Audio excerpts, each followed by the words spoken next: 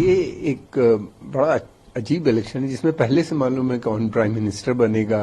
نواز شریف جو ہے next puppet ہوں گے. پاکستان میں الیکشنز ہو رہے ہیں، یہ واقعہ ایک اپنے آپ میں ایک ہاسیاسپد واقعہ ہے. یہ ایک بڑا عجیب الیکشن ہے جس میں پہلے سے معلوم ہے کون پرائم منسٹر بنے گا اور کون سی پارٹی کو کتنی سیٹیں ملیں گی.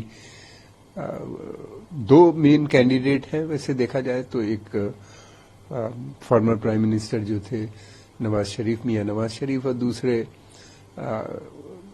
بلاول بھٹو، یہ بھی ریس میں ہے لیکن یہ بہت پیچھے نظر آتے ہیں.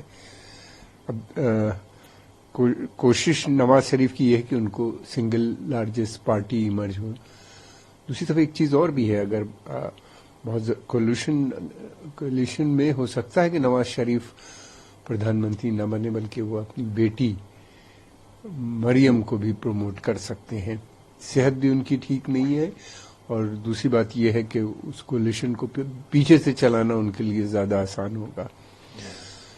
ویسے نواز شریف کے اب سمبند بہت اچھے ہو گئے ہیں پاکستان کی سینا سے، فیملی دوبارہ سے ریہیبلیٹیٹ ہو گئے ہیں، ان کے سارے گناہ معاف کر دیے گئے ہیں، واپس آ گئے ہیں.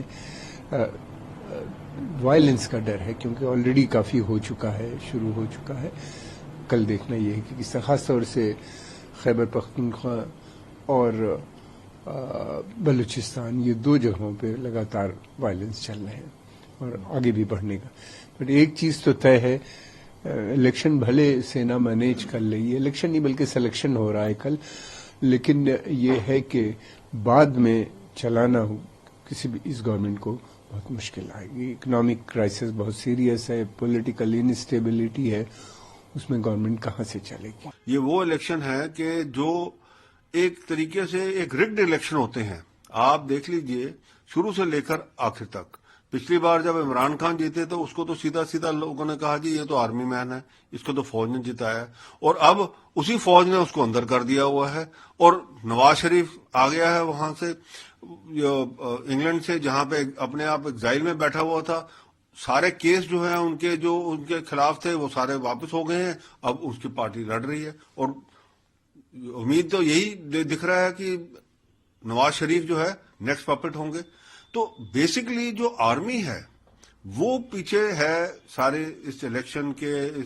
جو پاکستان کا رہن سہن، سوچ وچار، بزنس، سب کے پیچھے فوج ہے. اور فوج جس کو چاہے گی اسی کو پرائم منسٹر بناتی ہے، اسی کو گورنمنٹ دیتی ہے، اور اسی کو ہٹا دیتی ہے، اور اسی کو اندر کر دیتی ہے. پاکستان میں الیکشنز ہو رہے ہیں، یہ واقعہ ایک اپنے آپ میں ایک ہاسیاسپد واقعہ ہے، کیونکہ ڈیموکریٹک وے سے الیکشنز ہو رہے ہیں. ڈیموکریسی ہے پاکستان میں، ایسا ہمیں بتایا جاتا ہے، لیکن یہ کون سی ڈیموکریسی ہے کہ وہاں پر آپ کی کوئی بھی سرکار یہ پورے 5 سال کا کاریہ نہیں پورا کر پاتی ہے.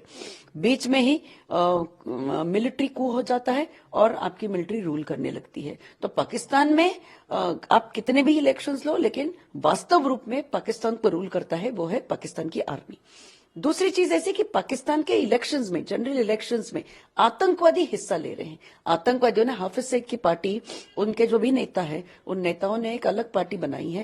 اس الگ پارٹی کے نام کے انڈر وہ ٹکٹ لے کر وہ الیکشن لڑ رہے ہیں. تو اگر آپ آتنکوادیوں کو ووٹ کر کے دینے والے ہیں تو آپ کے دیش کا کیا ہی ہوگا، یہ اوپر والا جانے.